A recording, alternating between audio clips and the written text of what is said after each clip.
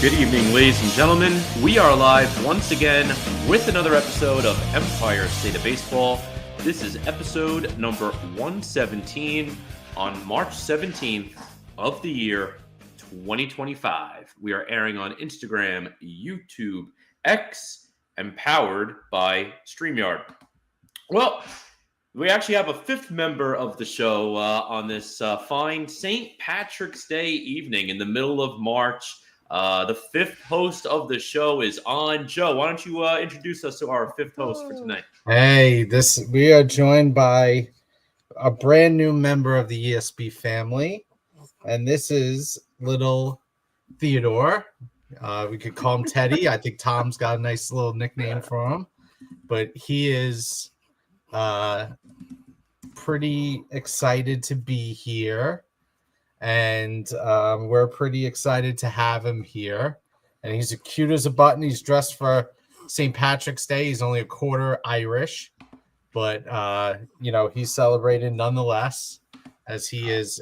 I don't think he's liking the light too much, but he's enjoying being here. And much like Tom, who's got his sunglasses on, shading himself from the light as well. Oh man.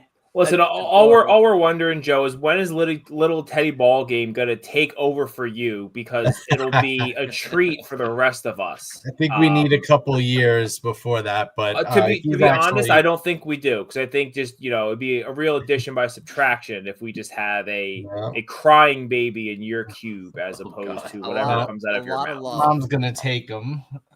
A lot of love here. Shout out to Chrissy. Congratulations to Chrissy and Joe once again, of course. You. The crowd is already loving Teddy. Teddy's the most popular guy here on Empire State of Baseball. Our guy Keith over at Shane Sons, the baby, love the dad gang hat. Par's little Teddy already cooler than Joe. Our buddy Joe here, baby Teddy in the house. Hitman, all cute kid. Alana goes, hi, Teddy. And my guy, Dr. Kulo, goes, congratulations, Joe. What's up, Teddy? Well, welcome back, Joe. Again, we've said it a million times. We'll keep saying it. Congratulations. Welcome back to ESB. You're in for a hot episode tonight. Yes. It's going to be a fun one tonight. It's a big one. So, Corey Favs, what do we got going on for ESB later on tonight? Yeah, we're going to go ahead. We're going to start off with the Empire Express. Again, for those of you who might have forgotten, because we've only done it a couple of times in the last several months, Empire Express, we're going to talk all things latest and greatest of both New York sports teams. And then the fun part of tonight's show, one of my favorite segments of the year, probably a top 5 segment. From my standpoint, it's running through the yearly predictions and what we see unfolding. We're going to run through the awards, World Series. You'll see how we see the playoff picture shaken out. So everything when it comes to 2025 season and playoff predictions, it's going to get revealed tonight. So it's going to be a fun show. I'm definitely looking forward to it, and I hope you are as well. That's the rundown. And Thomas, that is brought to you by... It's brought to you by our good friends over at Roback. And listen, I think a lot of you, when I start talking about Roback, you kind of tune out. Because Tom talks about the Roback and the golf stuff, and I don't like golf. So why would I care about Roback? Roback is a lot more than a golf brand. They are an activewear brand. I am wearing the most comfortable hoodie that exists, the Roback Hezi hoodie. I know some of the other guys have some as well, some Q-zips as well. Shorts, pants. I got some athletic gym shorts. Got some nicer shorts if you're going out. And yeah, they got the polos too. Not that you have to wear a polo on the golf course, but they got those. You can wear them to the office. You can wear them around. The most comfortable stuff you're going to have with some of the best, just logos and designs out there. They do have their Azalea collection coming out right now, which does kind of coincide with the Masters. But again, if as long as you're not afraid of a little bit of a floral going on in your outlook there, I think it's a good look for anyone. Head over to roback.com, use promo code TWASPO15, save yourself 15% on your first order. It's the season, man. The weather is getting a little bit warmer. Got to get yourself some polos. I got to get myself some polos, get back on that TWASPO15 code. So definitely go ahead and use that if you haven't already. And a couple quick shout outs again to the folks that keep trickling in. Shout out to our guy, Jacob Petruzzi, who said, smack that like and sub button for the fellas on your way in. Always appreciate it, Jacob. And Name That Media, Mr. Name That Yank over on Yankees Twitter says, hello, ladies. So shout out to Mr. Name That Yank. We also have Kristen in the building. Shout out to Kristen, and shout out to our guy CK over at Yankees Pod. So let's get into it. For our Empire Express, as opposed to just kind of staying focused on the news and notes, there was a couple of injury news. Again, Jesse Winker had a bit of a lower extremity injury. He seems to be doing okay. Paul Goldschmidt had a back flare up, and Clark Schmidt's being evaluated, but he did have a throw session today, and he said he felt okay. But I don't really want to get into the injuries and the news. I want to just talk about some of the under-the-radar performers of camp thus far on both the Mets and the Yankees side. So I've tasked my co-host to just pick out a player that they want to talk about from their respective teams that's gone under the radar, may make a roster spot, may be on the precipice, may not make a roster spot. So, Joe, I'll start with you on the Mets end. Yeah. What do you want to cover today? Yeah, and my guy right now is Brett Baty. Listen, this is a guy, it's hard to think of him as an afterthought, but that's what he's become. Mark Vientos, because of the year he had last year, has made Brett Baty an afterthought. Brett Baty has now come into camp. He's learning a new position in second base. He's trying to make himself useful to the team. The injury to Jeff McNeil has now opened the door for Brett Baty to see playing time in the major leagues to start the season, at least for the first few weeks. He has a chance to put himself in the conversation of being a left-handed guy who faces righties. He's hit 343 in spring with 410 OBP. He's got 2 home runs, but most importantly, he's hit the ball extremely hard. Today, I don't think he had a hit today. He hit a ball about 110 miles an hour that hit the second baseman right in the face, basically. So he's been very, very impressive in the authority that he's been hitting the ball. Again, this is a guy who was a top 5 prospect for the Mets. He was probably the top prospect 2 years ago for the Mets. So he's a guy, he's got power, he's got pop, he's trying to get versatility, and they're trying to make a spot for him and to see if he can start to stick in the major leagues. He's got the potential, and I'm looking forward to him having the opportunity for the first month to earn that spot and stick in the major leagues. McNeil will be back shortly, sooner rather than later, probably before May. But him and Acuna have a chance to kind of eat away at some playing time and really kind of push McNeil into a super utility role more than just only at second base. Yeah, and Brett Baty, talking about him a little more, too. I know last spring, he did pretty well last spring, too, and he made the starting job at third base. And then I don't know what happened. He was good for like a week or two and then completely fell off. But he looks even better this spring. I mean, Joe hit on the head. He's hitting the ball hard. He's got a legitimate chance at playing time at the start of this year with the McNeil injury. And I think platooning him and Acuna makes total sense until McNeil gets back. You get more offense. If they stay the way they're playing right now, you get more offense out of Baty than Acuna. And I do love Acuna. Acuna will end up playing just about every day also because you figure Brett Baty's going to give you maybe 7 innings out there, and then they'll throw Acuna out there for defense. And then against lefties, Acuna will probably get to start until Baty comes back. McNeil comes back. So I think it's a phenomenal opportunity for Brett Baty, and I am looking forward to him playing this year. I kind of, and I know, Corey, you sketched that up pretty well. And it is a little bit of a worry for me to see 2 young players end in a platoon situation. I think you kind of want to see those guys get a bigger sample size than just righty versus lefty. But I think the way you put it out was right. You know, if there's opportunities defensively where one of these guys come to the game, it's not like they're really losing a step from playing. It's maybe they're losing that extra at bat that they could have gotten for a day. But Brett Baty, you know, we kind of know the story there. This is a more highly touted third baseman for years. He seems to have these stretches where he looks like the player that's been touted, but then for the majority, he doesn't cash in on the opportunities. This is is it fair to say this is a make or break opportunity for Brett Baty?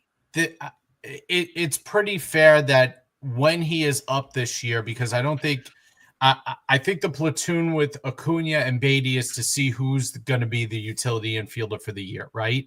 And I think the plan would be if one of them got hot, when McNeil comes back, whoever is playing the best stays up. They split time with McNeil. McNeil goes to the outfield in days where Soto needs a break or Nimmo needs a break or Vientos needs to DH, something like that. And everybody kind of moves around. I think that's the initial plan. Nick Madrigal got hurt. So that utility infielder role is really up for grabs. And like I said, Beatty has now made himself useful where he can play third base, he can play second base. I'd imagine he could play first base in a pinch, but that's what he's trying to do. Acuna already has that versatility.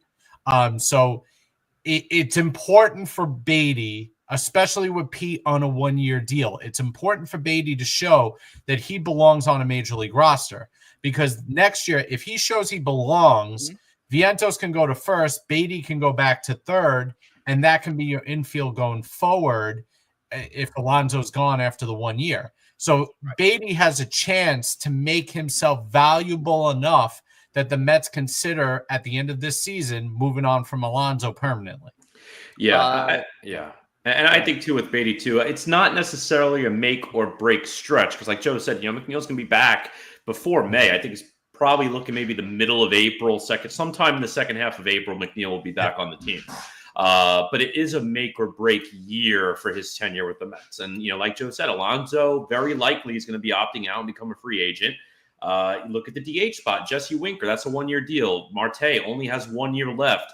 I don't know what the long-term plan with Nimmo is. Are they going to move him to DH to try and keep him healthy for the remainder of the contract? That opens up another spot in the field.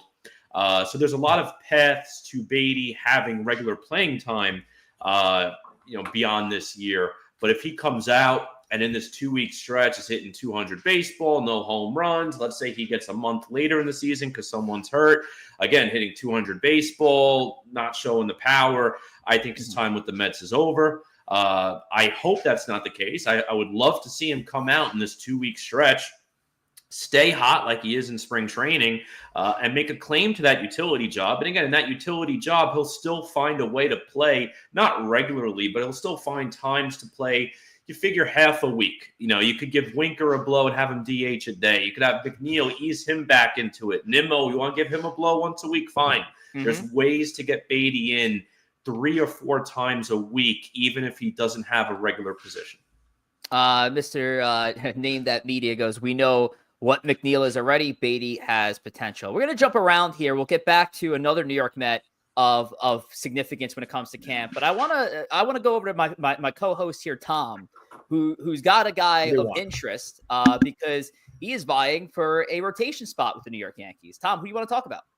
Yeah, I want to talk a little bit. He's not that under the radar, especially if you're on Yankee Twitter, but Will Warren has had a really strong spring. And I guess I'll rip the Band-Aid off also. I don't think he should make the starting rotation this year. And he's been really good, but the issue, it seems like it's going to be between him, Carlos Carrasco. Carlos Carrasco has been pitching well this spring, surprisingly.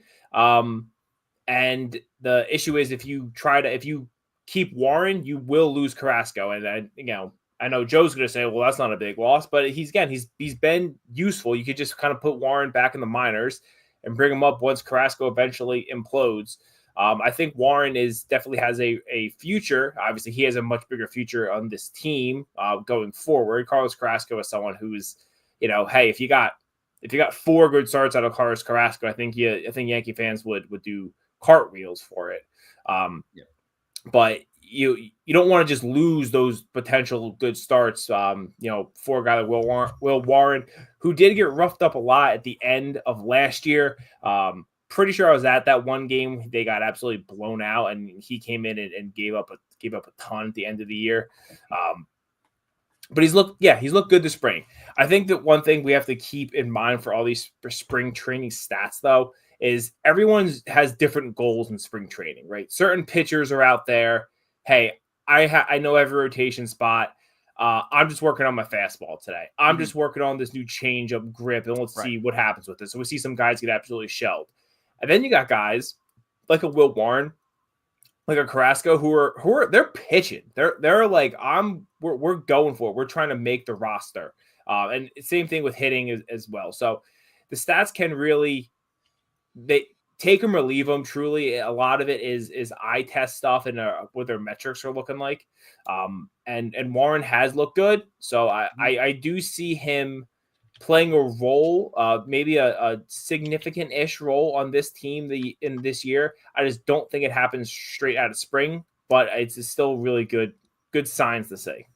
Tom, there were some interesting tweets that came out today from Jack Curry that kind of it seems to be pushing the narrative that it looks like the Yankees may be going with Carlos Carrasco over Will Warren for the 5th starter spot if Clark Schmidt does end up making his turn into the rotation. He went out here and tweeted when it comes to Will Warren. If Schmidt continues to progress and is ready to start season, it's Carrasco versus Warren for 5th spot. Here's how to slice that. Pitchers are assets. Carrasco plus Warren equals 2 assets. New York wants to retain 2 assets, not 1. Keeping Carrasco allows that because Warren still has an option. So because I ripped my opinion off of Jack Curry. That's basically what I did. Is I read Jack Curry's tweets and then I repackaged them as my own thoughts. But they're really Jack Curry's thoughts. But Jack Curry is right. Jack Curry's a smart man. And listen, I know people are going to get upset about that. Like, oh, I can't believe we're going to start this guy when we have a blah, blah, blah prospect. Listen, players are assets. And that's a really kind of dehumanizing way to talk about them.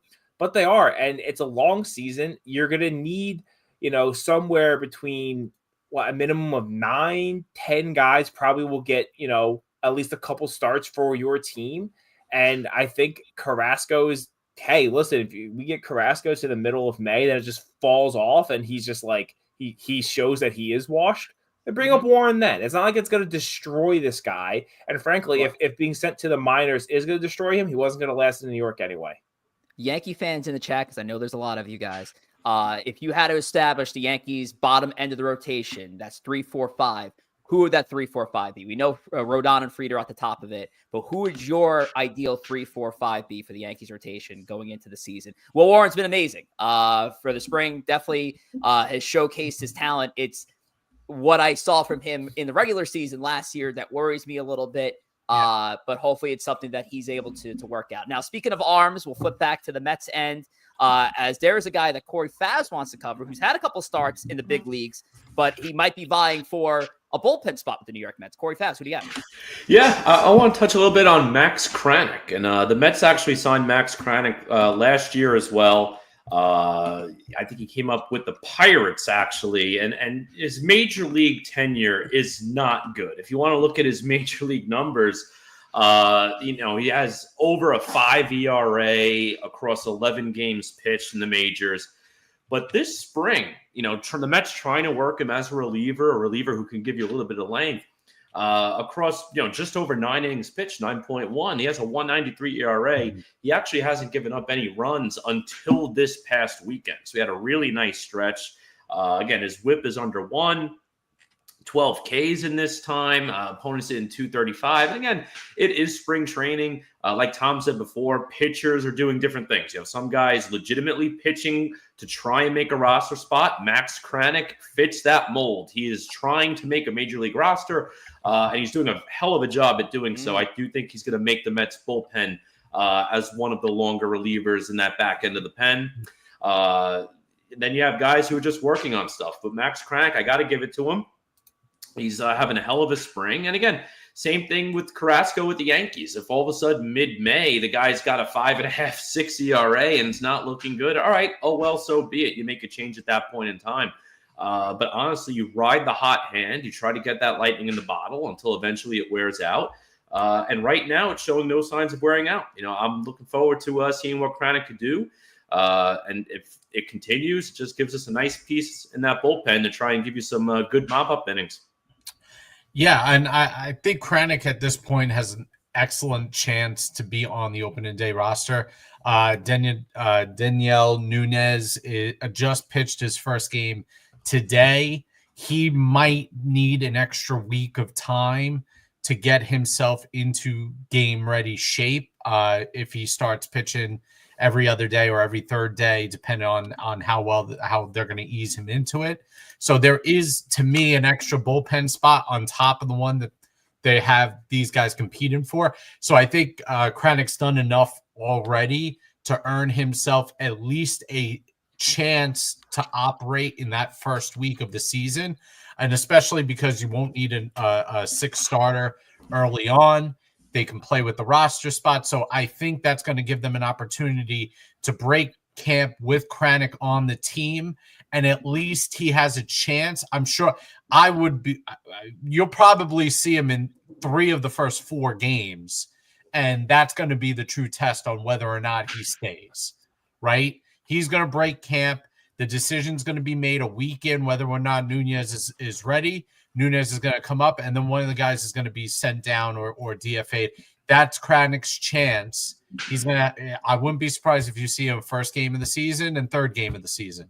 If he does well, he has a chance to stick on the roster further. But I think he does break camp with the Mets. And listen, this would be a good pickup if he can kind of find himself and show what he's done in spring is for real.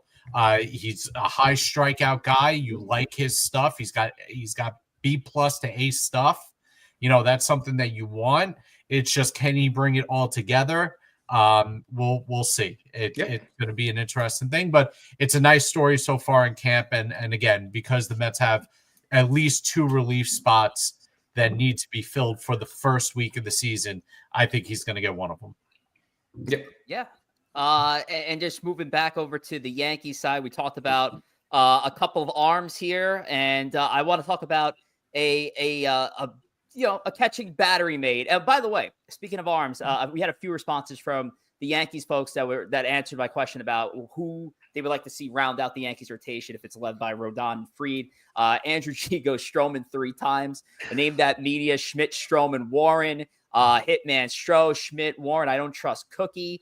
Name that media also goes, last year we had 8 starters who started in at least 4 games. CK, Stroh, Clark, and Warren. Jordan, Clark, Stroh, and Warren, and Victor Stroman, the 3-star. Unfortunately, hopefully he has a good first half. But again, is Schmidt going to be ready for opening day? We'll see. I mean, again, he had a soft toss today. He said he felt great. So we'll see. Hopefully it's nothing that's going to set him back. But with the Yankee injury notes nowadays, Joe, can you trust anything? Well, Warren might be on the open day roster out of necessity. We'll see. I don't know if they're gonna. They could, but I do think there's you don't want to probably move him up and down. I could see if another vet kind of becomes available at the end, and see Rich, if another vet becomes available at the end of the spring, if maybe they want to bring someone else in, I could see that happening also. It'll just it's gonna depend. It's gonna depend. But losing Carrasco just for nothing doesn't make sense. You at least gonna roll him out there, see what you got, and again, if it's not like you're committed to him. If it's 3 starts and it's bad, then you just cut him, and it's fine. Exactly. I want to talk about a potential battery mate of some of these starting pitchers that we mentioned before, and that's JC Escara. And what a story for JC Escara. I mean, this is a kid who was added to the Yankees 40-man roster after tearing it up in the Dominican League. In fact, he led the league in batting average. But a couple of months ago, he was still the 4th catcher on a team that was behind Austin Wells, Jose Trevino, and Carlos Narvaez. Well, a couple trades later, Trevino and Narvaez are with the Reds and the Red Sox, respectively. And now Escara is in the battle for the backup catcher role alongside a guy like Alex Jackson and Ben Rice. And now the only thing that kind of held Escara back is the fact that he's a left-handed catcher. Austin Wells, starting left-handed catcher. Typically, it's something you don't see. Usually the tandem there is left-hander and right-hander. But JC Escara's numbers are unbelievable this spring. 364 batting average, 400, 636 is the slash line, a 1.036 OPS. And again, to the story of JC Escara, I mean, we could talk about something that could potentially be Oscar worthy. This guy was driving Ubers for the last 2 years just to support him and his wife to be, because he just wanted to inspire to be a Major League Baseball player, and he just needed to keep the dream alive, but keep the lights on at the same time. So the JC Escara story is pretty incredible, and the fact that he's this close from being on the big league roster with the New York Yankees is something else. JC Escara, Tom, that's my guy. Sure. I mean, it's going to be interesting what they do with Ben Rice, because Ben Rice also can be your backup catcher. Ben Rice is also a lefty. I think at that point, you just pick the best guy. Austin Wells is going to get the lion's share of the at-bats in the games. So I wouldn't get too worried about 2 lefty hitting catchers. I mean, worst case scenario, if you want to pinch hit, Wells for a righty, and then you bring a Scar or vice versa, and after you could do that as well. But it's gonna be interesting because Rice has that ability to catch and play a little bit of first base as well. And I know they've been putting him in the mix at DH. So I don't know, carrying 3 catchers, quote unquote catchers, when you have limited roster space, I don't love that idea. I think in our offseason agenda, I was just penciling in Ben Rice as the backup and just say, hey, worst case, you could put him in other positions too and just kind of flex it in there if you needed to. But we'll see. He's been having a really good, he's been doing really well. And he also could be someone, if he's tearing it up, maybe there's another team that needs a backup catcher who wouldn't mind a lefty. And then you could see the Yankees, trading him for maybe a reliever or trading him for something that, not major, obviously, but something that could help the team. No, it's a good point. And I think for fans that fall for a player in camp because they're killing it, when you see that player get moved, I don't think fans are going to like that, but you do take advantage of the stock that you have. So yes, I don't think trading a backup catcher won't rile up the cages for Yankees fans. But when you have a kid with this story and with the line he's been putting up, people are going to find themselves attached to that sort of player. There's also mention of his versatility, and he certainly has it as well across his professional levels: first base, third base, catcher, left field, and right field. So we got a third baseman. Okay, good. That's a plus. Let's roll the ball out there. Yeah, exactly. Yeah, we got a third baseman. There you go. Yeah, I'd be kind of surprised if they go with 2 lefties. I think Alex Jackson probably has the advantage of simply being a righty. I get the impression that they don't want Rice as a full-time catcher. I think he either starts the year as a part-time DH for them, or he goes back to the minors to really basically focus on first base. I mean, you have Dom Smith. I can imagine Dom Smith making the team, but Rice has gotten doing well this camp. Yeah. So the Yankees definitely have an opportunity there for one of those 2 guys to put themselves in the roster, even being a backup first baseman, which typically you don't see. I know Dom Smith can play the outfield a little bit. I know Rice can catch, but I feel like it's one or the other. And I also feel like, given the fact that Wells struggled so mightily last year against lefties, that they're going to want a righty catcher in there on days he has to face a lefty. They could put the righty catcher in as his scheduled, as well as a scheduled off day. And I think that's kind of why. But the thing is, though, Wells isn't he's not a guy that profiles as a platoon catcher. Like he is a higher top prospect of the Yankees, where he's going to have to face lefties because they're going to need him to get comfortable against them. And Alex Jackson is not a guy who's like, oh, well, thank God Alex Jackson's going to come in. Again, Wells has to learn to hit. Wells has to learn how to hit left games, and if one of them is against the lefty, the chances are that they're going to be willing to make that his off day. He has to learn to hit lefties. If he's gonna take that next step and become a solid major league player, if not more, try to get to like an all-star level player, he's going to have to learn to hit lefties. And I want to see him against lefties to get used to it. Obviously, he's going to need some off days, and you can put whoever in for that. I'm just not going to get too worked up on it, because it's not like Alex Jackson if when he's coming in, he's batting 9th or 8th or whatever, you're putting him in the lowest leverage spot in the lineup. I don't care at that point if it's a lefty or a righty, because it's not going to matter that much. Yeah, I'll tell you what, the Mets could use a Scar too, because we have a need for a backup catcher, and Torrens is a righty, so it would actually be a good fit for the Mets right now. Give us Juan Soto back. I think if there is a pro Jackson argument, Joe, I don't think it's just a righty.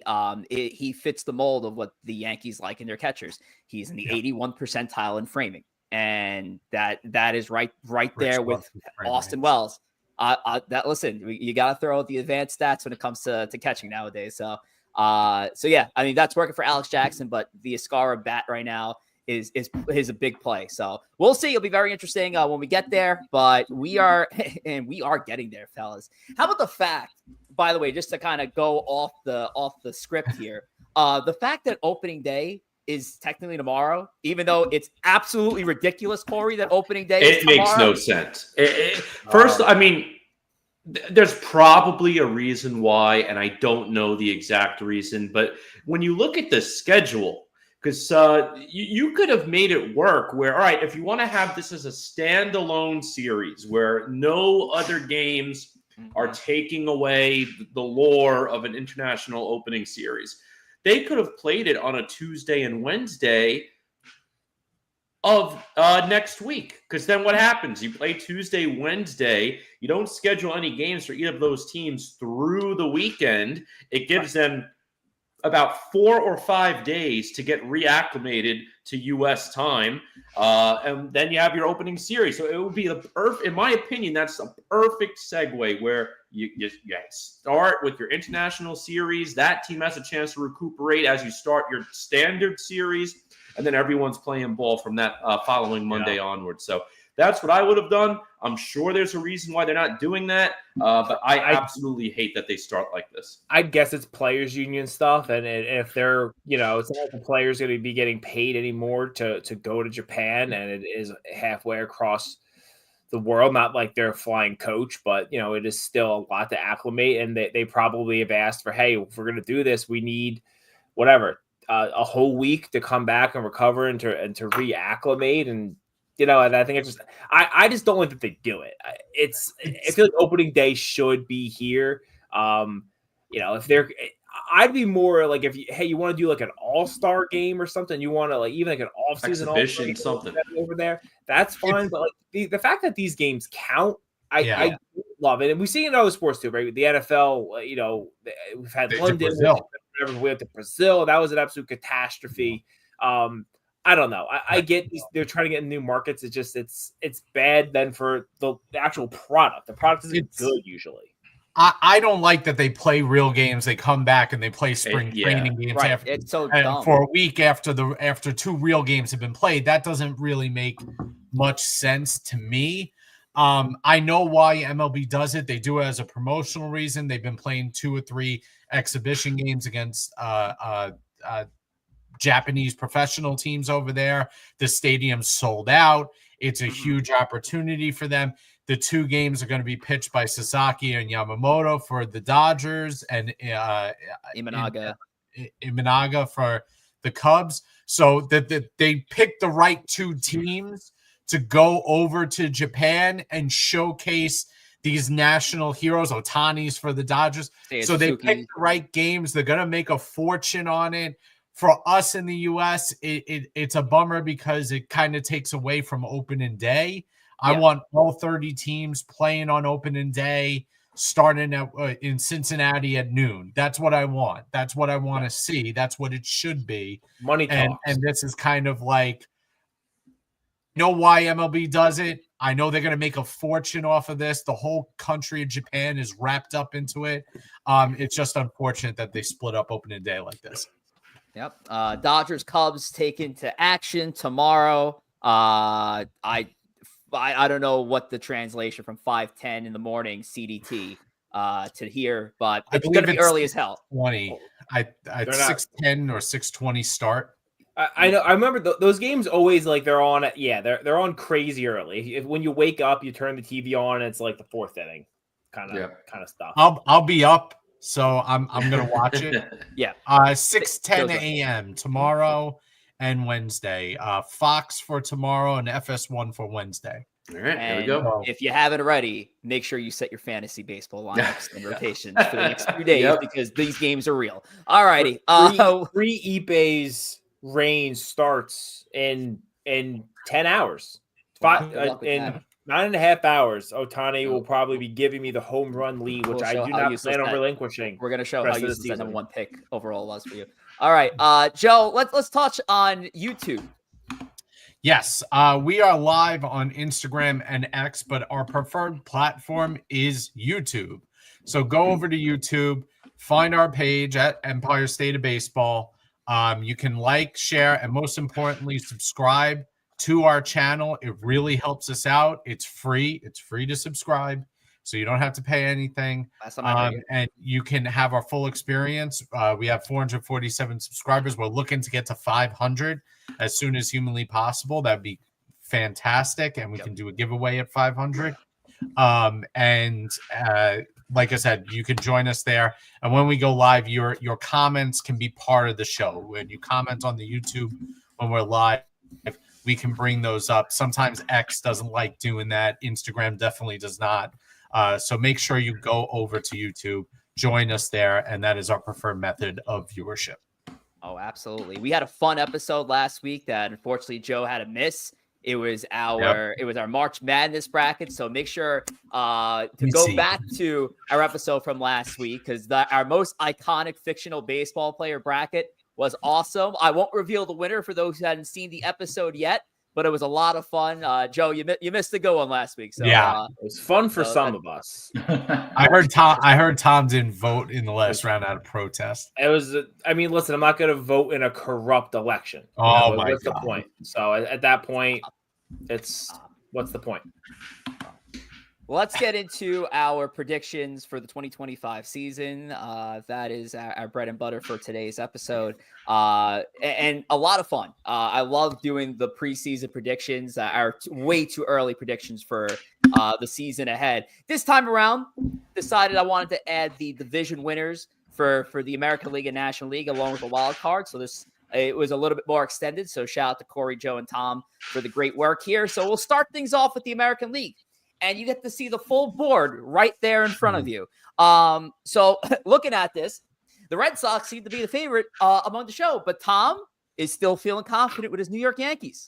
Yeah, I mean, listen, they acquired certainly some good players, but the Red Sox still weren't a very good team last year. They were fine. I don't see how they're going to go from not even sniffing the playoffs to winning the division. The Yankees have had some injuries, but I do think they still have enough to get it done in the East. Again, I expect this out of Corey and Joe. Rich, I would expect more from you, but I guess you can't trust some people. Well, let's be real, Tom. The Yankees have lost an incredible amount of key players. They lost their best pitcher. Yeah, I know they lost Alex Verdugo. That's a big, incredible loss. That'll help them out a lot. They lost Clay Holmes closing. It's going to be a huge impact on this roster.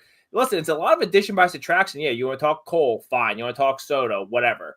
Luis Gil's missing half the season too. I mean, Will Warren's here. I'm living in my Warren era. That's the crazy part is what missed most of last year. He's gonna be good and healthy for this season. Vegas started the Yankee line at 92.5 this year, which was a fair line. And you're telling me that a team that lost Cole, heal for at least 2 to 3 months. You're not seeing Stanton before the All-Star break. I'm sorry. So you just forget all the other injuries. Let's go with those 3 guys. You're telling me that only affected their win total by 3? Vegas has an 89.5. I'm sorry. I don't buy that. To me, it's an 86 win team right now, because if you get one more pitcher, if Rodon or Fried go down, if Judge goes down, the season's over. The season's over because there's not enough. But Joe, you could do that if Garrett Crochet goes down, the Red Sox is over. I was gonna say the same thing. If Shohei Ohtani goes down, obviously he's over, but they're going to be like it's such a fool's argument to say, well, if Judge goes down, sure, fine. If you can go any team's best player, and Aaron Judge is the best player in baseball. Yeah, if you lose him, it's gonna hurt. If Ohtani goes down, the Dodgers is still a 95 win. And I think it's because they're silly of what's set up with that. But I'm saying the Yankees are out of bodies. They're if Juan Soto pulls his groin, the Mets are going to be in trouble. The Mets were an 89 win team last year. They have 3 other hitters on the roster that are productive enough to carry that team, as we saw last year. The Yankees don't have 3 other hitters that are productive enough. Corey, get in here. Yeah, they have more productive hitters than they had last. I mean, yes, they lost Soto. Obviously, he's one of the best hitters in baseball, but they got rid of an Alex Verdugo. They brought in Bellinger, Goldschmidt. They have guys that are. Wait a second, More Tom. balanced. You're saying Bellinger and Goldschmidt are better offensively than Soto and Torres were? No, my point is the lineup overall is more worse. balanced. It's more balanced. No, it's not. It's much worse. It is more, but yeah, It's a lot worse. Alex Verdugo was middle of the road at best. You can say Alex Verdugo all you want. You lost your leadoff hitter and your number 3 hitter or number 2 hitter. Glaber was not the leadoff hitter all guys. season. Glaber led off at the end of the season. He was not the leadoff hitter of the team. Yeah, Eggs didn't have a leadoff hitter last year. Frankly, they Yeah. probably don't really have one as much this year. We'll see what Austin Wells is going to do in that spot. But it's just listen, this is typical Joe. You would think new dad, new me. It's not. It's that's the same insane that you have a better nonsense resume. coming out of his That's nonsense coming out of his mouth. Yeah. Corey, one day you'll yeah. go. One day you'll get in here. Go ahead. One day. All right. I think right now, most sports books, the line tends to be 88.5. And I think that's a perfect number. I think that's a really tough number to bet the over-under. The reason I went with the Red Sox over the Yankees, I still think the I think that 88.5 is the perfect number. I went just under at the 88. My biggest reason being, it's like, all right, your 2 best players, it's Judge and Fried. Both of them, granted, they were both healthy last year, but they both have a little bit of an injury background, so you get a little leery. That was my reasoning going with the Red Sox with the 2-game advantage and taking the American League East. Full season of Jazz, full season of Wells. We're talking. There is good. Yes, he is a. Jazz He's a good player. Yes, he is. Stop. We hate Jazz. We know it. We know you hate Jazz. He's not that good. Wait, Yes, he Tom, is. he's a 110 OPS plus player. He's 10% above league average over the course of his entire career. The defense is better. This team. I'm not saying. Listen, fine. Let's see what happens. Tom, let me ask you something. Who's a better lineup, Red Sox or Yankees? I'd have to probably the Red Sox. Red Sox had a good lineup last year. Red Sox got 5 guys with a 340 on base percentage. The Yankees have 1 guy over a 330 on base percentage last year, and that was Aaron Judge. Sure. There's not a single other player in that lineup over a 325 OBP. Full year Dominguez, Belly. Goldie. Welcome to Empire State of Baseball, folks. You're going to see a lot more of this in season 4. I'm going to tell you that right now. But hang on, wait. Let me just cover my American League side here. And yes, am I a traitor son of a bitch for going Red Sox over Yankees here? Probably. But the Red Sox right now, as it stands, are the better team on paper. And here's the other thing that scares me about Boston. The Garrett Crochet's never pitched in an important game. The Red Sox, hold on a second, Tom, because even if Garrett Crochet falls, guess what Boston has? The Yankees don't have an advantage, and what most teams in baseball don't have an advantage in. They have an extremely deep farm system of guys unproven that players. Might make an impact in 2025, or they will trade for guys that will absolutely impact them in 2025. I have more on that later on in my bold prediction of why I think the Red Sox will be pushed over the top. But we'll get into that later on. Now, I still have the Yankees finishing 1 in the wild card. Now, what I have an issue with. Yeah. By the way, I have the Yankees. You have them 1 less game than me. So let's. Yeah. Okay. Great. Yeah, and I have Boston, two games better than. It's a very close division. It will be a bloodbath in that division. I think that's going to be a theme throughout the league in the American League. It's just crazy. The issue I have here with Mr. Joseph. I don't know how you're still believing in the Baltimore Orioles after having a nightmarish offseason. Actually, I'm sorry, not even nightmarish because that requires action. They did nothing this offseason. This team did not get better. How do you have this team first in the American League wildcard still? Because I just think the amount of talent on the offensive side is too great. I mean, they might have a better lineup than the Red Sox. And that's hard to say. Their offensive depth is unbelievable. They got Gunnar Henderson, who, spoiler, we're going to see what I think of him later. They got Aldi Rushman. They got all these guys, Westberg, Mayo, O'Neill. They have Cedric Mullins is still on the team, even though he hasn't been that good last year.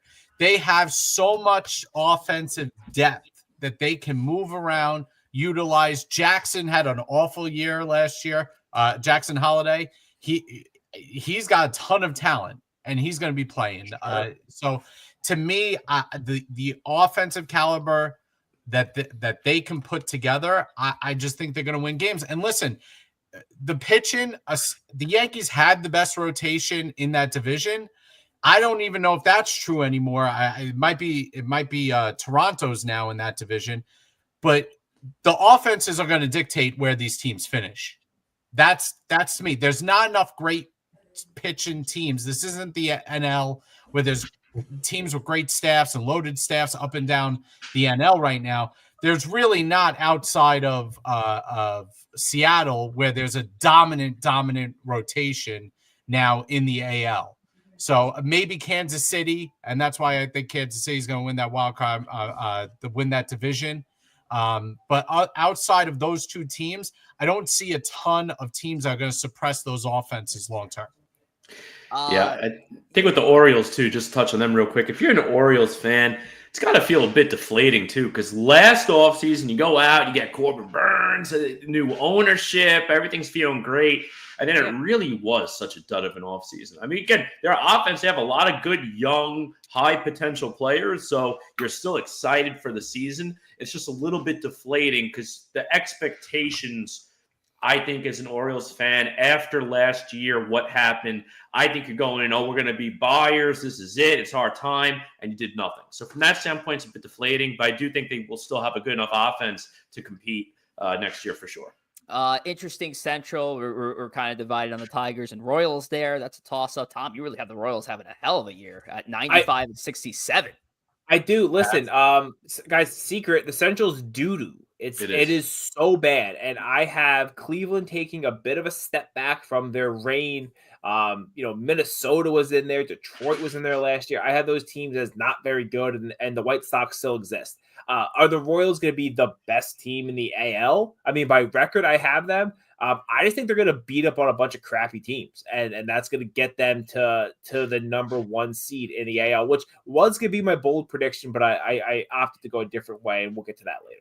Twins got worse. Guardians got worse, both on paper. The White Sox are still the White Sox, so can't get no. worse. I mean, it's not hard pressed to think that a team could put up big numbers in that Central. Go ahead, Joe. Yeah, the Central's a weird division, right? Because, I don't think the Twins are that bad of a team.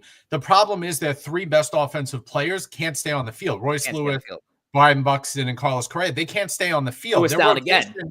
Yeah, their rotation with Lopez and Joe Ryan, their rotation's not bad. It's just they cannot offensively stay healthy at all. So I see the Central as a lot of except for the White Sox, who are just going to be a 45-win team. I think the Twins, the Guardians, I think they're all going to be hovering around 78 to 80 wins. And I think the team that wins it is going to be 88 wins, something like that. I think the Tigers are going to be in the 84. Mm-hmm. I think they're going to be in it to the end in that third wild card. The Royals with the pitching with Reagans and Lugo, and the fact that Bobby MVP, Sal Perez, I just like the construction of the Royals. I think the Royals need one more big bat, and they can really be an elite team in the AL. Yeah, the Central, I could see, and outside the White Sox, I could see any team winning that division. And it's nothing good for those teams. It's not like I'm not saying it from a good standpoint. I just think they're all so close in mediocrity, and the White Sox are so bad that any one of the four outside of the White Sox can win the division. I went with the Tigers just because they have the best pitcher in the division. Same. Let's flip over to the National League now, and let's get ready for this, folks. I have a feeling we're going to see a lot of Met logos in big spots, and certainly there they are. Corey, Favs, and Joe, who are Mets fans, by the way, folks, if you didn't know, have the Mets winning the National League East, 93 and 69, 94 and 68, respectively. Joe actually had the Mets going 152 and 10, and we had to tell him it was unrealistic. We had to keep backing him down until he got to 94 and 68. Now, where this is not surprising that, the two folks are feeling good about their Mets team. I don't blame them after the offseason they've had. But I want to start here with Corey Favs. Corey Favs has the Atlanta Braves to 88-75, still a playoff team, but are you not a fan of what Atlanta has in store for the 2025 season? I don't know. I don't know what to see from Atlanta. I mean, going into last year, I thought they were far and away the best team in the division. And then the Mets just had their number at the very end there, and the team did not look the same going into the playoffs. Again, Acuna's coming back. When projecting him maybe by May he's back in there. Spencer Strider, you hope he comes back, but he just missed the full year. You don't know what you're going to get out of him. There's a ton of talent on the Braves. I do think they're going to be a good team. Don't get me wrong. I do have them as a playoff team, obviously. But I don't know what to expect from them. I won't be shocked if they win the division because they have a lot of talented players. I won't be shocked if they miss the playoffs because all of those players coming off injury don't perform as they're supposed to. So at least for the time being, I do have them as a wild card team and a big threat. No, I mean, nobody wanted to just take the Dodgers out of the West. Hell, even Andrew G here in our chat says nobody wants to be brave and give the Dodgers 117 for the record. I mean, again, last year, even with the Dodgers super roster, there was no 100-win team in baseball. So I think I'd be hard pressed to say the Dodgers are going to be less than a 100-win team. But I don't know if I'm ready to have them even touch the record yet there. Joe, yeah, that's a little bit. That roster still has issues. The Freeman's getting older. We don't know how much Ohtani's actually going to pitch this year. So there are some questions on there. Glasnow and Snell always get hurt. So there's a chance the Dodgers can do what the Yankees are doing right now and just start falling to pieces. And that kind of brings them back to the pack. They're still the best team, but I wouldn't bet against the Dodgers in any way, shape, or form. And the Padres are imploding. I think the Diamondbacks are good. I just don't think they're ready to compete at the top level with the Dodgers in terms of challenging for the division. But yeah, so as far as the Mets are concerned, listen, you cannot convince me that a team that won 89 games last year and added Juan Soto is not going to be better than 89 wins. It's just not. Who's pitching? But they don't. The Senga did not pitch all of last year. Senga's pitching. Manaya's going to be back. Sure. We don't know what Senga's going to be. We have no clue what Senga's going to be. Well, I'm assuming the Senga's going to be close to what he was. And I get the 89 win thing. From an offense perspective, absolutely. You guys have improved 100%. But can I give you the 4 scores that knocked the Mets out of the playoffs? It wasn't offense that was your issue. It was pitching. The Mets didn't get better when it comes to the pitching. I will say, though, that this pitching staff, and again, I'm not saying it's a great pitching staff. It's a better pitching staff, ironically, than the Mets going into last season. Last season, I had no expectations for that starting rotation. That is not true, Corey, because you said that they were going to have a top 5 with the bullpen. With the bullpen. No. But yeah, you went in there I know they get on Joe. Corey, stop it. You said they were going to have a top 10 pitching staff in baseball last year, so bullshit. But again, and here's the other thing. Rich, put that chart back up. I have the Mets 2 more wins than you have them. Hold on. Let's see here. Yes. I have them 2 more wins. We just flipped the Mets and the Braves, and I'm sorry. You have to convince me. I know the Braves have names on names on names. Do we know what kind of a player Acuna is going to be off his second ACL surgery? Is Strider going to be as a starting 100% pitcher? Coming off of Tommy John right away? We already know that Chris Sale is a ticking time bomb. So I'm not 100% convinced that the Braves are going to be right back to this 100-win team. There's question marks there. We don't know when Acuna is actually going to hit the field for them. So that's a fair criticism of the Braves. All right. As far as the Phillies are concerned, listen, the Mets handled the Phillies last year. We know that the Philly rotation is great, but I'm sorry, the Philly defense is atrocious. They're the worst defensive team, in my opinion, in baseball. We know Harper's great. We know Turner's really good when he's healthy, and he can't field, but he's really good offensively. But I'm sorry, Castellanos leaves much to be desired. Schwarber is a lightning rod. We know that. After that, the rest of the team isn't really that deep. Real Muto is a good catcher. He's not a great catcher anymore. So I think the Phillies are going to take a step back. But we're talking, I got all these teams within 4 games of each other.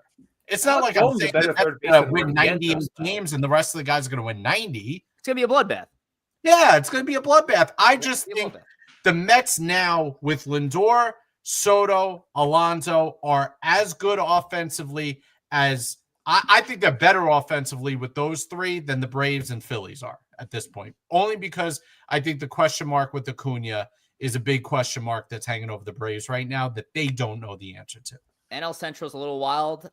Joe and I are in agreement that the young Reds team will take that division. Corey's got Paul Skeens and essentially the young core of Pirates pitching leading the staff. They just need some bats, Corey, and I think they'll be right at the top of that mix. And then Tom's got the newly acquired Kyle Tucker with the Cubs moving on as well. So again, two words for the Reds: Terry Francona. Oh, that's all I needed. That's all I needed. That Joe, team's going to be good. Managers, they're good for 10 wins according to Joe. Well, that's 10 wins they needed. Let's jump to a big prediction. All right. Let's jump to World Series. Usually I try to say World Series to the end, but we're already on division. So let's just keep it. Let's stay hot with that. And let's go to the World Series predictions here.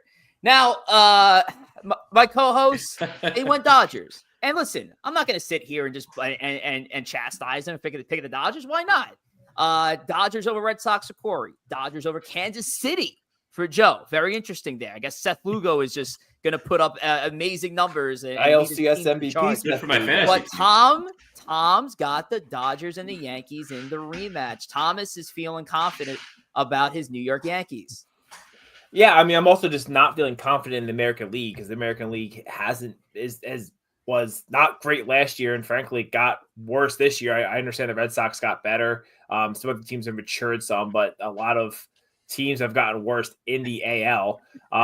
And yeah, I had the Yankees getting back there, kind of getting some reinforcements back and, and then probably still succumbing to the Dodgers. But listen, at least I have faith in my squad here. Joe, again, I'm surprised that you don't have the Mets actually just playing the St. Lucie Mets in the World Series. I thought that would have been your matchup. The Dodge, I can't. How am I? We all picked the Dodgers to reach that. By the way, Rich going full. Tom, give Rich your glasses because Rich, can we screenshot Rich can't afford these glasses. Can we screenshot that? This is going all over Twitter that Rich picked the Red Sox to win the World Series. Y'all are calling me a Yankee hater. He's picking the Red Sox. I'm building a narrative here. I'm building a narrative that I'm disgusted that I'm building. But we know, listen, watch the trends here, right? That's a trend. That's a trend. And when we get to bold prediction, you're going to find out why I have the Red Sox going over the Dodgers. The trend is that Rich knows he's an idiot, and he just figures, I just put the Red Sox in. I'm going to be wrong. And to that, I applaud. I'm not going to be wrong. I might not be wrong here. I feel good about Red Sox are a good team. I like the Red Sox. And the most important thing about the Red Sox versus anybody else, if there's a big-time pitcher at the deadline available, the Red Sox can get whoever they want. They have the ammunition to buy. They will outbid anybody for the pitcher because they have the prospects if they want to. It doesn't mean they want to. That's where I'm at. All right, let's move to the next part of this prediction. We get into awards. All right, this is fun. We start off with the American League and we go to the Rookie of the Year. So in the Rookie of the Year, again, Joe and I, same page, but now this time with the AL rookie, Jackson Jobe. I feel, and Joe, I don't know if you feel the same way. What's going on? No, I just the Will Warren being on here is hilarious. Oh well, we'll get to Will Warren because that was your own counterpart in Corey Favs with that prediction. But Jackson Jobe, I'm feeling good about. I think Skubal and Jobe will establish themselves as a formidable 1-2 punch that can help lead the Tigers to taking that division crown. But yeah, let's talk about it, Corey Favs. Will Warren. Yeah, I went with Will Warren, and I'll explain why too. A lot of times the most obvious candidate doesn't always win. Look at last year with Yamamoto, and he ended up missing half the season. And Jackson Jobe, I almost went Jackson Jobe. Thought about it a little more too. And when I was talking about the Yankees on last week's show, we spoke a little bit about Will Warren. We were talking about, can the Yankees compete without Cole? And I said, yeah, you can still compete. It's going to be tough. You're going to need a couple of players to break out. You're going to need someone to basically be the new Luis Gil of the season. And I was like, you know what? If I have the Yankees at 88 wins, you're going to need more than just 2 pitchers to have a good breakout year. So I said, you know what? Why not ride the lightning, ride the good spring training? That's why I went with Will Warren. I think Will Warren, even if he doesn't start the season in the rotation, maybe he does miss 3 or 4 turns and ends up with 28 starts, 27 starts, whatever it might be. I'm riding the lightning in a bottle for spring training and saying Will Warren gives the Yankees stability in that rotation. And again, anything can happen with the Rookie of the Year award. You never know. It could be a no-name prospect that breaks out. But I went with the Yankee. I think he helps them get to a playoff spot. I have to say, and like as CK says, whoa, did Aiden Kaiba bribe to pick Warren? Because I got to timestamp this for LI Yankee King because he's the biggest Will Warren. Not right, Tom. Corey.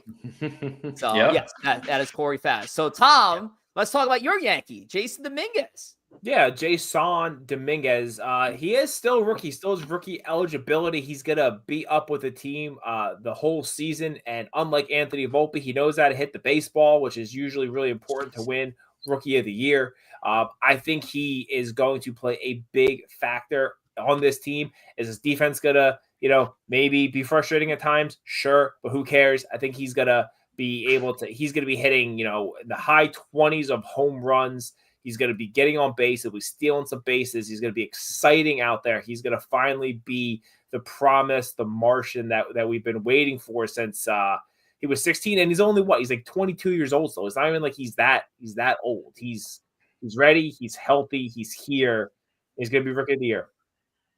Look at this. See, I'm already. The Yankees Twitter hates me. Take that logo off the wall, Rich. For you, it's coming off. We're removing it because you're not going to like to hear my ball. Doing the Red Sox hat.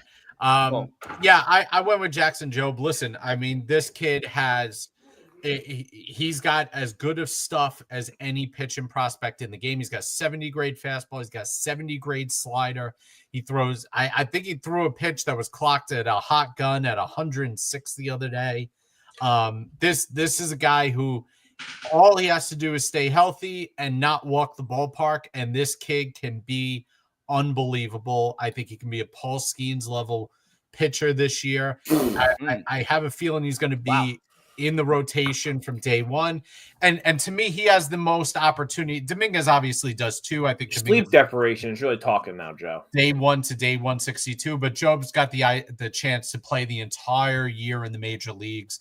That's something I don't think Will Warren's got an opportunity to do. A couple of the other guys like Roman Anthony and Christian Campbell, I don't think they're going to be up enough for that. So I think Jobe is got the opportunity to start the full season, and he's got the stuff to be a dominant pitcher. All right. Now on the National League side here, again, in agreement with one of my co-hosts here, me and Corey are in on the Dylan Cruz train there. I liked what I saw from the minimal play of Dylan last year, Corey, in 2024. And I guess you feel the same way with Dylan as your NL Rookie of the Year. Yeah, I agree too. And he came out this spring training. And again, it's spring. Take it with a grain of salt. But he's looking good too. He's hitting 300 at this point of spring. Actually, this time last week, he was hitting like 350 with like a 900 OPS. Cooled off a little bit this week. But again, Nationals are going to be a bad team. He's going to play the year out there. He's hopefully their future. I just think the Dylan Cruz train, it stays hot coming out of spring training. And he's going to continue to have a good year. That's why I went with him for Rookie of the Year. Speaking of young bats and somebody who will most likely, I think, has already been announced to join the Cubs in Japan, if he's not there already, is Matt Shaw. Tom, let's talk about the Cubs' potential third baseman of the future in Matt Shaw. Yeah, I had the Cubs winning the NL Central, and I think Matt Shaw is a guy who's going to factor into that. Yes, obviously getting Kyle Tucker and some of the moves they made this offseason, but I could see him, if you're looking kind of Corey's point before, it's not always the obvious guys, the very top odds who win these awards. Matt Shaw, if to move himself down, I think he's probably like 4th or 5th. And I could see the Cubs just being a good story this year. A lot of times the Rookie of the Year stuff is about a story, and that the writers vote for it. And I could see him being important to that team, and then winning the Rookie of the Year because of it. Pirates, again, they're just producing arms. Bubba Chandler is Joe Pugliese's pick. Yeah, one of those guys who might not start right away. He's had a rough start to his spring training in the majors. So, but another guy, 70 grade fastball, hits triple digits routinely. A guy with a little bit more control than Job does, but I think he's going to follow the footsteps of Skeens in Pittsburgh. He's going to get an opportunity to play, and Pittsburgh's got a lot of reason to be hopeful. They kind of remind me with these three pitchers with Skeens, Jones, and Chandler of what the Mets were when they called up Harvey and Syndergaard and Wheeler and DeGrom. Like that's the kind of pitching level that the Pirates are trying to assemble here. And I think they got another one here with Bubba Chandler. I think he's the number 4 prospect in baseball this year. I think he's poised for a really, really good season once he gets up. They just need some freaking bats over there in Pittsburgh. Yep. But, name that media goes J-Dom, Job, Anthony Campbell are the top 4 favorites according to BetMGM. He's got Sasaki, Cruz, Shaw, Chandler are the favorites as well. So that's good for our predictions here. Let's go to pitching and talk American League Cy Young candidates. Another double here. Logan Gilbert, the favorite among the group. Joe and Tom in on Logan Rick, Gilbert. Is this Logan Gilbert out of AI? What is this picture? I don't know, man. Look at it. Crack Logan Gilbert's on when he pitches. Logan Gilbert. If It's you were to search Logan Gilbert pitching, this is the face he makes. This is his expression every single time he throws. He has his mouth full open, the hair and everything. I wish I could find a more cleaner image of Logan Gilbert, but that's what it's looking like for the Seattle Mariners ace. But Joe and Tom are in agreement for something, so that's cool to see. I think Joe and I might have also picked Logan Gilbert last year to win the AL Cy Young. Rich, you're gonna have to check that. And listen, at some point with that, how good that pitching staff is out there, that one of them's gonna win it, and I'll put my money on Mr. Gilbert. Yeah, I think. Go ahead, Joe. Well, yeah, Gilbert. I mean, he 185, 190, and 208 innings in the last 3 seasons. He had a WHIP of .88. If they can get this guy some run support, it's going to make his job a lot easier. I think they're going to get a bat at the deadline. They have too much talent in that pitching rotation. I think one of them will break through. And listen, the easy thing is to say Skubal. Skubal's a great pitcher, obviously. I just think somebody in Seattle is going to break through, and I think Gilbert's the most likely just because of the volume that he pitches and at the control in which he pitches. 37 walks last year and 208 innings. I mean, that's just an incredible line. So he's got the best chance in my mind. I'm keeping my stock in Terry Skubal for the repeat. Not often that you see that nowadays, but I got Skubal taking the AL Cy Young once again. Corey Favs, let's talk about somebody who was a former product of the American League Central. Yeah, I think Crochet's going to be unleashed this year. Finally, there's no back and forth. Oh, we're going to make him a reliever. We're going to put him as starter. Do this, do that. He's the ace right now for the Red Sox. He's going to be unleashed. I think the biggest question is, will he have the endurance to go a full 30-plus start season, trying to get you 6+ innings a start? Time will tell. But if he does, I think his stuff is incredible. I mean, even look, again, don't want to put too much stock into spring training, but you want to talk about a guy who's absolutely going off in spring training, and that's Garrett Crochet. 4 starts, .87 ERA. He has 21 strikeouts in 10 innings. So the stuff is on full display. And if he could hold up through a full season, that's an if. I do think he has the best stuff and will be the AL Cy Young. I think we have the boldest prediction in our chat that I'm going to hold. Ignore it. Can we just ignore it and move on? Hold on. I know we're going to highlight that. Come on, we can't put that up. We're gonna highlight that in just a little bit, but we'll get there. We'll get there shortly. All right, so that's your AL Cy Young. Let's take a look at the NL Cy Young here. Again, another double favorite. Zach Wheeler, Tom and Joe in agreement again. Yep. Back. What is this? This is a early April Fool's Day joke you're pulling here, Tom. I think I took Zach Wheeler last year. as my. I'm more confident that I took him last year to be my NL Cy Young winner than I am about Gilbert. So yeah, I ran it back. I mentioned it last year. I have an investment in a Zach Wheeler autographed rookie card, and I'm looking to cash in, and I need him to win the Cy Young so I can cash that in. So listen, let's make it happen, Zach. Yeah, Wheeler. If you take the last 4 or 5 seasons as a total, there's an argument to be made that Wheeler has been the best pitcher in the NL in that time. It's there. So Baseball. he's gonna win one. He finished runner-up last year. Mm-hmm. You could have easily argued that he deserved it as much as Chris Sale did. This is real. His window to win one is closing, and I think this is one of his last opportunities. Maybe this year, next year, are probably the last opportunities he's going to get to be in that conversation. I think he gets one before his prime starts to end. Of the pitchers featured here on this graphic, the only one to win a Cy Young is Corey Favs' pick, Corbin Burns. Yeah, Mr. Corbin Burns, the guy got absolutely paid this offseason by the Diamondbacks, and I have the Diamondbacks making the playoffs really because of their pitching. I mean, they have a really nice 1-2 punch with Corbin Burns and Zach Gallen out there. They have a pretty good team in general, the Diamondbacks. I just trust, his resume. I think he's going to do good out there. He's going to help Diamondbacks win a lot of games. And, again, Skeens, phenomenal pitcher. Zach Wheeler, phenomenal pitcher. I just have a gut feeling that Corbin Burns is really going to impress out there in the Diamondbacks, and he's going to carry that team to a playoff berth, which is why I made him the Cy Young. And I got Skeens just coming off the more than impressive Rookie of the Year campaign to winning a Cy Young with the Pittsburgh Pirates next year. I think it's going to be an electric year for the young right-hander in Paul Skeens. All right. American League MVP. Now this is where it gets good. The American League MVP, this one, as opposed to what you've seen over the last few minutes, this one is split among the 4 of us. We all have a different choice for AL MVP.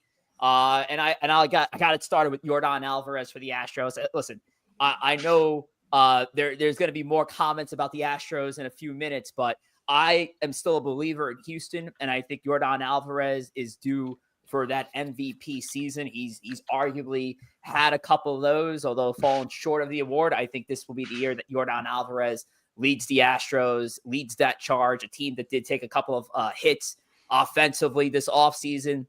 Still going to be a top dog in the American League for me, and I think Yordan Alvarez will be the primary reason for it. Now, Corey Favs, Bobby Witt, we're still monitoring what's going on with his injury. He hit a home run today. He's fine. Yep. Well, I think he's doing fine then. So he hit a home run. He's okay, and Corey Favs has him more than okay. You have him winning the MVP this year. Yeah, I mean, he had an absolutely phenomenal season last year, and if it wasn't for the production you got out of Aaron Judge, Bobby Witt would have been a no-brainer MVP. Again, 30-30 season, hit 332. Young, promising player. I'm thinking this year it's just gonna be a little bit different. I think, again, Judge, phenomenal player, but I think Witt just does it this year to get them over the top. I went with Witt for the AL MVP. We got 3 guys overthinking things here. It's Aaron Judge. Aaron Judge is moving back to right field, so he's gonna have less strain on his body from playing center field almost all of last year.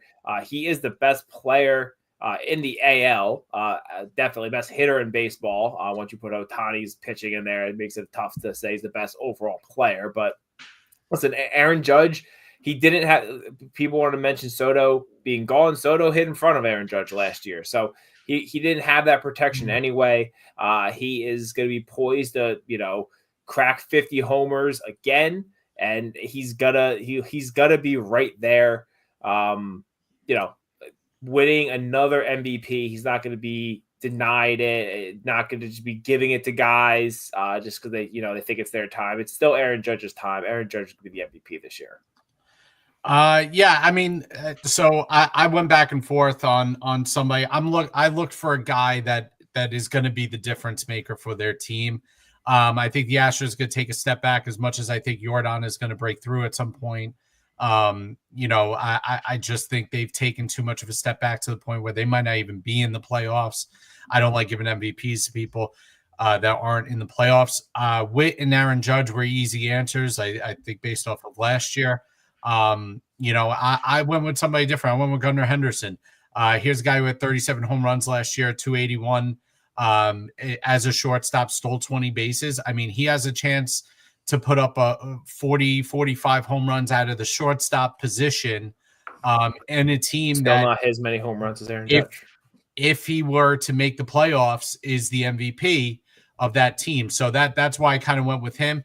Listen, Judge, we all know how great Judge is. I just think the difference is this year, I don't think there's going to be a soul that's going to want to pitch to Aaron Judge. I think he's going to walk 200 plus times this year without even blinking. Austin Wells was behind him last year, guys. Like people didn't want to pitch to him last year. But Tom, you had Soto getting on base 40% of the time. You don't pitch around a guy when there's already men on base. There's going to be less guys on base in front of him and nobody protecting him behind him without Stanton there.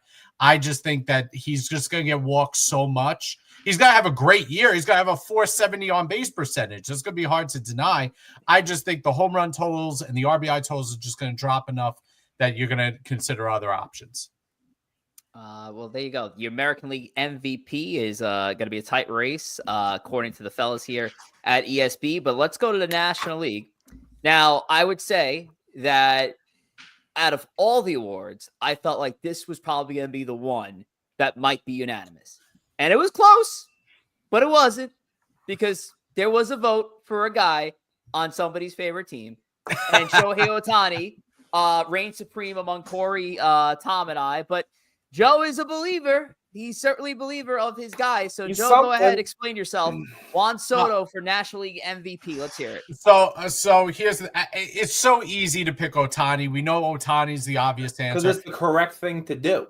And if Ohtani pitches and hits the whole year, he's gonna win. I mean, this is like when you guys all didn't choose Sasaki to go to the Dodgers. Like, come on, here's Joe. the other thing. Here's the other thing that we're not taking into effect.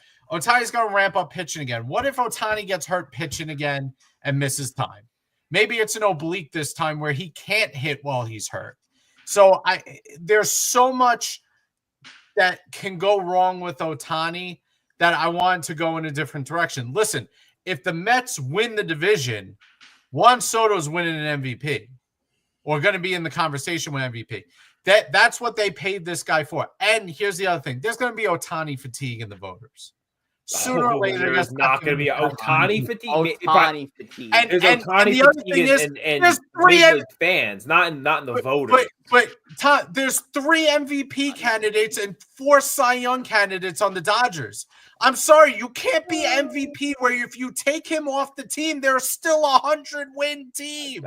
That's my problem. Look at them last year. That's my problem with it. And I agree. I didn't think he should have been MVP last year. It was a DH. I know he had 50-50, but athletic guys who play DH don't usually steal bases. They play outfield. That's my thing. I can't give MVPs to guys when there's 3 other MVPs on the field with him. I just can't. Here's a sleeper. Jackson Chourio, NL MVP, says our buddy Joe. See, I like the creativity there. And Milwaukee's gonna have to really prove it after losing some capital. But Jackson Chourio's definitely a great young player in the game. But I mean, listen, to Joe's point. Yeah, we made the boring pick. I mean, Shohei Ohtani's guy's a living legend. I mean, he's incredible for what he's done. But yeah, I think there's definitely the argument, if something doesn't work out with the pitching, will it affect him offensively? I just think he's an absolute beast. He's truly a unicorn. As much as I hate to talk about the guy, because I think MLB does too much of that kind of job. But yeah, we have Ohtani as our favorite for the NL MVP, with the exception of Joe, who's got Juan Soto. All right, now my favorite one, the ball prediction. The ball prediction. So I said I was going to step it up. Last year, my ball prediction was a little ridiculous. I was predicting a walk-off homer or walk-off win of sorts to win the World Series. And a show that has people say a lot of dumb things, Rich, that was truly the dumbest thing that's ever been uttered on this show. It was a little ill-advised to go with that silly prediction because it was a real prediction. So I went with a real prediction this time, and I'll start with mine. So I was establishing a narrative. Red Sox win the AL East. They win the World Series. And the reason why they win the World Series is because there was a massive trade that happens midseason. Vladimir Guerrero Jr. is the reason why the Red Sox are led to a World Series victory. And on top of it, Thomas re-signs in the offseason. So this is a triple bold prediction in one. He gets traded to Boston. He leads them to a World Series victory over the Dodgers, and he re-signs in the offseason. What more do you want? None of that. I want none of that. Joe seemingly was on the same plane with the Guerrero bold prediction. You got him going to the Seattle Mariners midseason. Yeah, I think Seattle needs a bat, right? They need a bat in the worst way. Why not a guy? I think Toronto's going to be, I won't say out of it, but they're going to be effectively out of it. They're going to want to get some return. Seattle can offer a young pitcher, maybe a Brian Wu or somebody like that can go over and be controlled in Toronto for several years. Guerrero would fit that team so well in the heart of that lineup and make them one of the most dangerous teams in the playoffs. I think that's where he could end up. I don't think he ends up re-signing there. I think it's a one and done. He ends up going to the Red Sox probably in the offseason. But that's my prediction. Vlad traded to the Seattle Mariners by the deadline. Now, Guerrero going to the Red Sox would hurt, but it wouldn't really hurt. It wouldn't hurt me to see the Houston Astros collapse the way Tom has them collapsing. Yeah, I think the Astros time is just kind of coming up. They lost. I think Bregman was truly a heart and soul of that team. Yes, they brought in Isaac Paredes and they made some other moves. It just feels like that window is closed. And is that going to bite me in the butt one day? Maybe, I don't know. But I think it's time. It's gonna be I'm predicting them to be under 500 for the first time in a full season since 2024. 2020 they finished like a game under 500, but we're not counting the 2020 season in there. Altuve is getting older. Jordan's a beast, and I could see him putting up, finally healthy, putting up some big time numbers.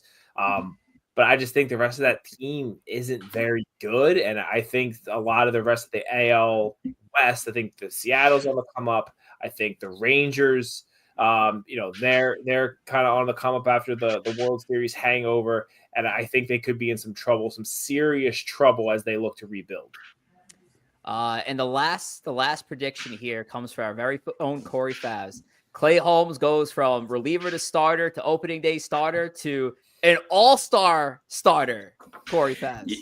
Listen, I might be stupidly high on Clay Holmes, but marathoners typically don't win sprints, and sprinters typically don't win marathons. And I think Clay Holmes is a marathoner that was sprinting with the Yankees, but now he's actually running marathons with the Mets. I think the way his pitch mix works is perfect as a starter. I was a little concerned about, is he going to get the length? But I was very encouraged when back in February, he was already giving 3+ innings in workout sessions. Have fun with that infield defense in Clay Holmes. What was that? Have fun with your infield defense in Clay Holmes. Got Gold Glove shortstop. Yep, got a Gold Glove shortstop. So, well, no, you don't. You don't have Gold Glove shortstop. He wasn't even a finalist for the Gold Glove, so that is another incorrect statement. But the rest of your infield defense is lacking, which is really what hurt Clay Holmes with the Yankees last year because their infield defense was horrendous. No, I wouldn't say lacking. McNeil's a good second baseman. Yeah, we'll see. Ultimately, though, I think Holmes is following that same exact path that Seth Lugo and Michael King followed, where their stuff was better suited to give you length at the start of a game as opposed to electricity at the back end of a game. I think he is, Seth Lugo started to do it a couple of years ago. Michael King did it last year. I think Holmes fits that mold this year of reliever turn starter. And there you have it. Our MLB predictions of the 2025 season. Whether you liked it, loved it, hate it, there you have it. I want to shout out Chris Nieves because last year he correctly predicted that Bobby Witt would win the AL batting championship, and he was like only off by a couple points. Well, he has a new one for this year. Stephen Kwan, batting title 326. So we'll keep that in mind for this year, Chris. Okay, So going out thank you on a limb for Stephen Kwan for submitting that prediction there. Named that Yank Vlad could make the Yankees one of the most dangerous teams in the playoffs. Altuve looks horrible in the outfield. Altuve was one of the worst second basemen last year. So we're gonna start to put a bow on this. Oh wait, there was a bold prediction I wanted to throw out last minute. Rich, we got to wrap this up, man. LI Yankee King, hot take. Athletics win the AL West and is the most complete team in the West by season's end. Tom? We got to wrap this up, boys. So let's come on. We don't have time for this. You don't have to give this oxygen. Drugs are a hell of a vice. Let's wrap this up. Tom, we'll start with Instagram. Go ahead. Yeah, listen, we appreciate you watching us on YouTube, but if you want to get some extra content out of the show, give us a follow over on Instagram at Empire State of Baseball. Not only are you going to get some clips of the show at times, maybe not, but what you are going to get is Corey Favs, Chef Corey, just cooking up some memes. Had a lot take off last year. Kind of get on this year. Let's see what the young man can produce. And listen, I mean, hopefully we get some more, FBI investigations and Corey can just run some stuff back and we can get, millions of more views. But yeah, Empire State of Baseball on Instagram, a lot of fun over there, fun stuff, not just exactly Mets, Yankees, some general baseball things going on. And over on X, make sure to join our plus 3,000 followers over at ESB Podcast. Follow us individually. There's a lot to follow. You can follow our subsidiaries at ESBNYM and at ESBNYY. Thank you very much, CK, for that. That's our guy, Corey Favs. Special shout out to, of course, our co-host here at Corey Favs, at JR Pugs, at T Wospil, at Rich J Rivera, and over at our Bronx Take team at Sierra.Mist, at Christy Evans 618, and at Dan Boogie NYY. They do a great job hosting the spaces Monday through Friday, which again, that's a Bronx Take, our Yankee space. Monday to Friday at 1:00 p.m. Eastern time. And only because I was asked and we ran a poll right before the show, yes, there will be an extra innings right after today's show as well. So join us over at ESB Podcast. We'll do a post-show space and get all your reactions on our show today. Well, that's it for our preseason. That's it for our offseason. We will be back for our next episode in 2 weeks' time for our Season 4 premiere of Empire State of Baseball. We are going to be back in full swing every Monday. We're just taking the week because we got bigger things ahead, a lot of fun ahead, right, Corey Favs? So it's gonna be a big week over in Florida, but we're gonna be taking the week off. So we'll see you in a couple of weeks' time for episode number 118 on Monday, March 31st. But that's our show. So we'll throw it around the room and Corey to wrap. Again, thank you all for joining. Really do appreciate it. Tom, go ahead. Nope. Okay. Joe. I got a baby that's pooping and crying upstairs, so I gotta go take a look at him. I'll take care of that. Corey Favs, send us home. Listen, I can't wait for the season to start, and the next time we have this show, the season will have started. So until then, hope you enjoy whatever left in spring training. Hope you enjoy the Japan series if you watch the next couple of days. But until then, take care.